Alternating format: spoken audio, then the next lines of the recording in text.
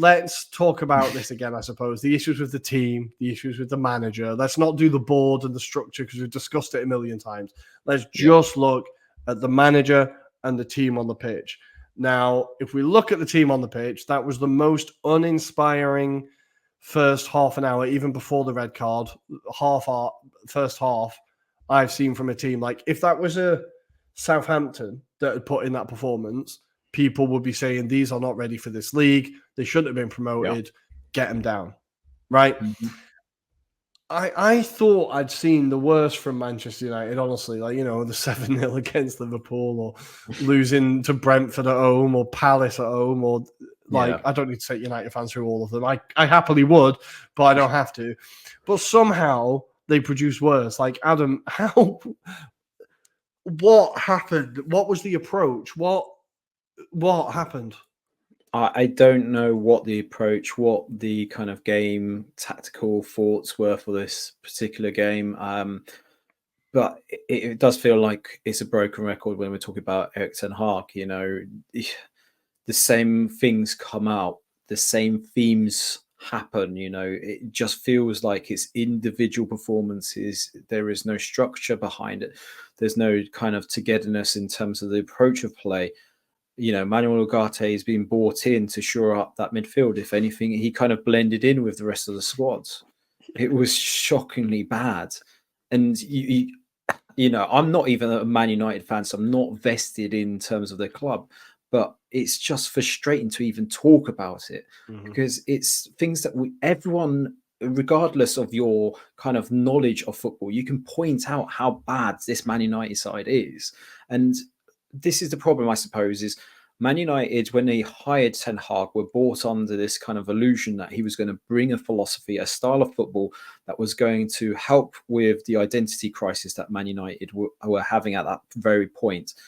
He clearly, after a year, decided that there was no chance that he was going to be able to implement a style of football that was akin to what he achieved with Ajax. So therefore, he says that he hasn't been given the opportunity to obviously get his own players. Well, to be honest, now he's at that point where he's been able to bring in players. And I'm not going to include the transfer fees because that'd be unfair on Ten Hag. I think that is more a club thing when it comes to the kind of expenditure here. But when you're talking about players, he's been able to bring in the ones that he wanted, and they suited also the board in terms of like this strategy that they were going to approach. In particular, I'm talking about this summer, where they got the likes of Mazraoui, for example, De Ligt through the door. And yet, again, it just feels like even with those players that they bought in, they have been bought on the factor of that they might be able to improve the squad, but to what kind of ability, what kind of style are they trying to achieve? And no one seems to have a clue. And when you versus that, when you look at Spurs and the way they approached it, every player is drilled in a certain way. They know how to adapt to different scenarios. And yes, obviously what they've been pointed out is that they keep a high line. They're going to be exposed on their counterattacks. But there's an identity. What they're going to try and achieve and how they're going to approach games. Whereas with Erik Ten Hag, there is none of that. There is nothing to kind of indicate that he knows, even in this scenario, when they had a man sent off, for example, in Bruno Fernandes, how they're going to approach the game. Now, it doesn't take a genius to kind of say that when you get down to 10 men, then you have to ensure that you've got a structure, a lines of like defense. You're not allowed to anymore. It doesn't You've got to play like Brazil 1970 when you're down to 10 men, otherwise it doesn't count. Clearly. But my point is, even when you get down to the bare basics, they can't even do that. They don't know how to do it. Horrendous. And I think it was very telling when you saw Van Nistelrooy not being as involved, from the sidelines and sitting back. And, it feels like he's tired of basically having to pick up this squad. It's only been there a month. That's the worry. I think Erik Ten Hag is having that effect, not just around the main squad, but across the stadium. Like, people are fed up. They've had enough of this. But the board seemed to be just staying with it and sticking with it. And like I said, when we speculated about Ten Hag's future, I said to you on this podcast, I reckon it'll be November before they pull the trigger. And that'll be the point where They'll know what they're going to be like placed in terms of that European positionings and where they are in that Conference League as well, or Europa League, should I say. So it'd be very interesting, but they've already released a statement to say their intent is not to sack him. They're going to stick by it. And I appreciate that this is great news for us, Rory. However, if you're Man United, content will keep coming. Honestly, you are pulling your hair out. You are pulling your hair out, right? Yeah. No, I think it's like beyond the tribalism for me of like just praying that Ten Hag is there on the 3rd of December when we play United. I need him to be in charge when he's there. Like beyond my tribalism, I think genuinely it's like I could see what their approach was meant to be, right? I was just absolutely baffled by why that would be your approach at Old Trafford. I have never, ever seen a Manchester United team choose to be passive at home. I've never seen a United team choose to give up possession at Old Trafford. And they just instantly were like, we're going to let Tottenham handle the ball and we'll catch them on the break. That was very clearly the plan, right? But I don't know what he's got against Amad Diallo, but he's one of the few players that I've seen at Manchester United that's genuinely quite exciting. Yeah. And like constantly causes a threat. I remember against Arsenal last year, he came on, really caused us problems, genuinely changed the game. I was like, this guy is scaring me, right? He can't get a sniff of the pitch, right? Rashford, who clearly is just going through whatever, and part of it is his personal issues, right? And part of it is the fact that every single player at Manchester United gets worse. Look at McTominay in Napoli now, flying. Look at Jadon Sancho at Chelsea, flying. All these clubs, all these players just leave and they're like, oh my God, I can play football again, right? Like, so I think part of that is the issue of Rashford, but like, you have to be brave enough as a manager to be like, okay, if that player isn't performing, you've got to take him out and bring in someone who's going to do a job. And like, it was just all so like not well thought out. And then there's the lack of application from the players as well, because I think also you like Erik Ten Hag can turn around and give them all the instructions in the world, but if they're not going to listen, then there's no point. And I think there's part of that, like the players just weren't running. There was no idea in terms of who was meant to be pressing when, and you're coming up against one of the best pressing teams in the league. Like you have to have a plan. You have to have a plan on how you're going to counter press. Don't leave the spaces behind. I think the players just weren't doing the hard yards, and it looked, and that again, it's like a big vicious circle. But then that leads to Erik Ten Hag, and like, is he not inspiring the players? Right? They concede very early in the first half, like beginning of the game, right? Yeah. Then they concede very early at the beginning of the second half, and you think that's the bit when the manager's meant to be, get it up, go out there, fight for the badge, and then they come out and concede straight away. Like they can't be listening to this guy, like. No. And then the manner of the goal, like Van de Ven, it's an incredible run, right? And you think, but the whole time it's like someone stop him, like someone just push him, foul him, do something. Especially when the exact same thing happened with FC Twente. That's how that's how they scored 3 days ago. And you think, not only does the manager never fucking learn, the players seemingly don't learn. Or just don't care enough to learn. Well, and you think Ericsson alluded to it pretty much. He said they didn't even try hard enough. They didn't try hard enough. And it was just replicated again in this match. And those are the words that you don't want to hear prior to the league match. But then to replicate again, I think a lot of failings have to be at the door of Erik Ten Hag, because that's his culture. That's what he's accepted. And he has, although there's been rumors about a toxic atmosphere at that club, right? He's got his own players now. I'm afraid he had the opportunity. He's pushed off players like Ronaldo, for example. He moved them on. People gave him praise for standing up to players like Ronaldo, but realistically, the reason that he gave was that he didn't fit the system. Ironically, the system that he tried to implement was like pushing from the front, which they're not even doing right now, Rory. He would suit them right now. He would actually be a really good player for them. But the problem is Erik Ten Hag is stuck with this belief that somehow he is right and no one else is wrong. Well, this is the next point I wanted to kind of lead into is his personality. And I don't want to get like a personal attack. I'm sure he's a lovely bloke. I'm sure he loves his kids and his wife and everything's like, but the way he comes across publicly really doesn't help. And I think his his interactions with the media, everything for him, it seems like he takes everything as a personal attack and refuses to front up to the fact that there's an issue. Like, the fans aren't idiots, and if you've got a team where it's not going well and you're not playing well, you at least want your manager to turn around and address it and be like, yes, we know we need to do better. Yes, this is something we need to work on. No, this isn't good enough. But every time like that, the journalist after the game asked him, is it frustrating to see the same problems or the same issues happen in every single game? And he's like, what issues?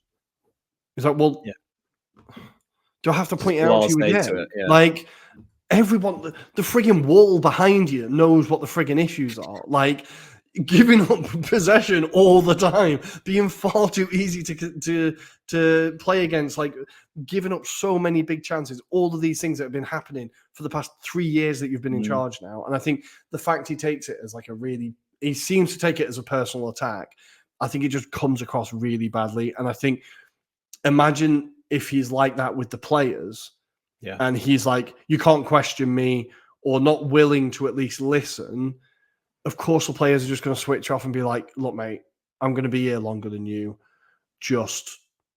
Let's just work together and we'll get through this. If you know what I mean? Like, and I think that's what you're seeing. You're just seeing the dying breaths of this, but none of it really. Say he goes, right? Say they sack him. And they bring in Gareth Southgate to turn around the culture at that club, right? Which I think he's going to be the favourite to take over because Ineos love him, right? Jim Ratcliffe loves him. He's going to be the guy. So we've seen that Southgate's really good he's transformed the culture at England, right? And it's like, the relationship with the fans and everything's like much better. He's made a performative role in English football. At Manchester United, it is so deeply entrenched within that club, that culture now, because as much as those players are Ten Hag's players, right? The majority he's brought in, the majority he's chosen, it only takes 3 or 4 people in a club to be half-arsed for that to spread quite quickly. And for it to be like, oh, well, if he doesn't give a shit, I don't give a shit. I've worked at schools where the teachers don't give a shit. And within minutes, you're like, oh, well, if no one gives a shit, I don't give a shit, right? So it's like, but it feels like that culture is so entrenched in Manchester United since Alex Ferguson left. Well, he hasn't left. He's still sat in the fucking stand every single game, which is half the issue as well. But like, it just feels so entrenched. I think even if they sack him, you're like, okay, well, you're just going back to square one again. Like, but do you think that at this point is better than him continuing now? Like, they can't. It's beyond the point if you can just stick with this guy, right? They have to just go back to square one and try and figure this out, right?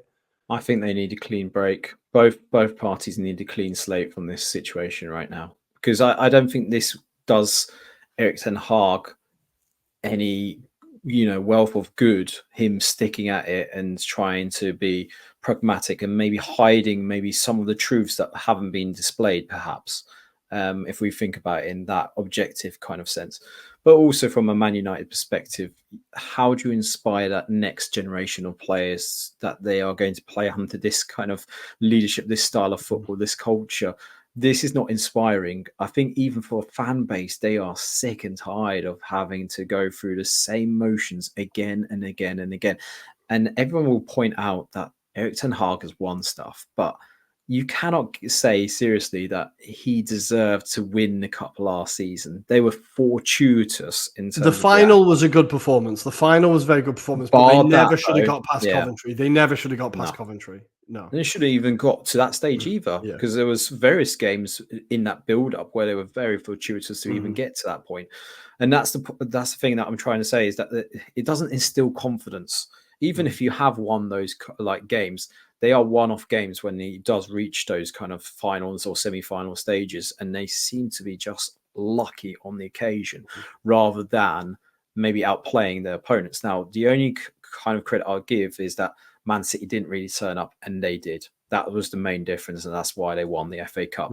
But apart from that, I cannot get behind this as this is a style. This is the way that you're going to play. And don't forget, Man United have this kind of rich tradition of that they play a certain way. And don't forget, this is all about commercially as well. This is how you sell the football club, is how you perform on the pitch.